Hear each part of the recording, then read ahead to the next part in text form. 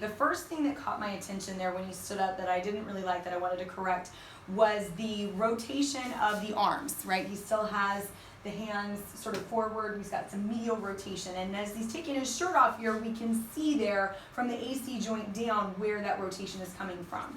Now, while we didn't work on the left shoulder, it's not long enough. We are going to tape the left shoulder.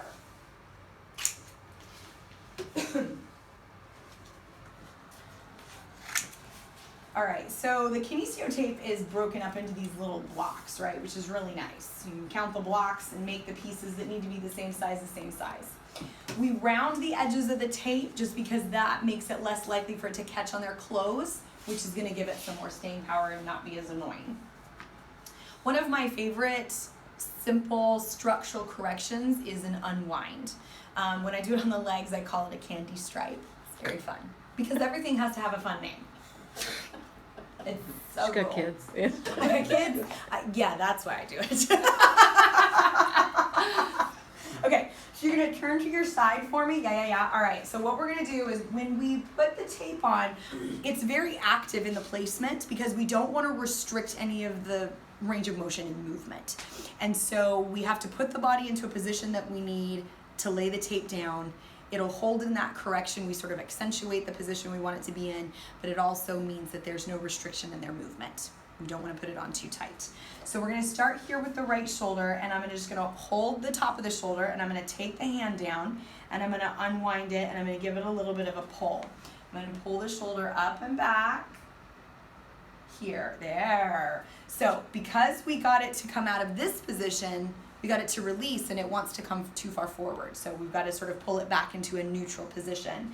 He's active in those muscles, so he's reaching, and see how the collarbones, we get this openness across the chest, and it looks even better than it did there just with that release.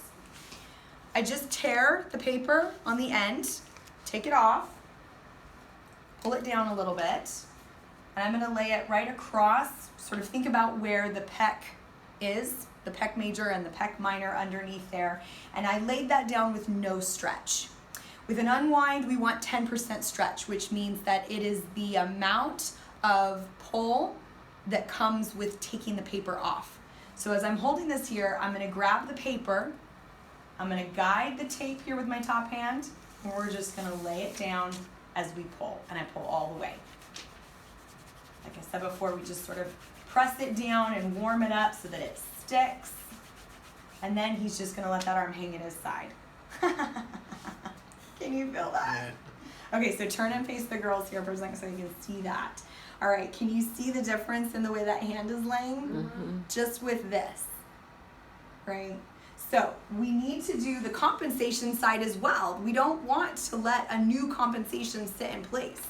So tear the paper on the end, come over here, have him open up and activate those muscles. There you go. See how you stand up a little bit straighter? Good, good, good. Okay, we take the paper off the end there. Feel backwards. I have to stand in front of him. Wait. Okay. No stretch. We lay it roughly the same place. Pull the paper, lay it down. So the thing with the no stretch at the ends, now I took this to the paper all the way to the end on this side, but I'm pulling it down in this way, so there's not a retractive pull on the skin.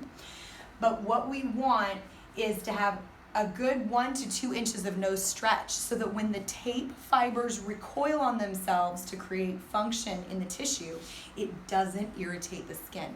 You're going to create these little hive-like irritations or blisters if the tape is too tight. Okay? So just let that arm hang.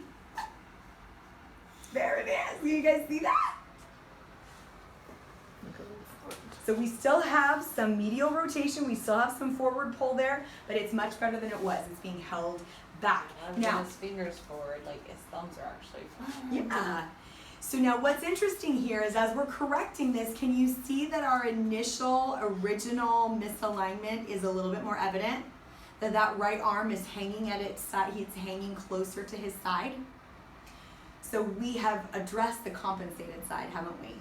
We're trying, it's not as far out.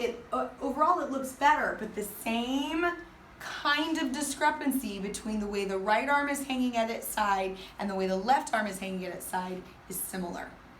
So that, for me, I look at that and I go, okay, I was right to not treat the left side.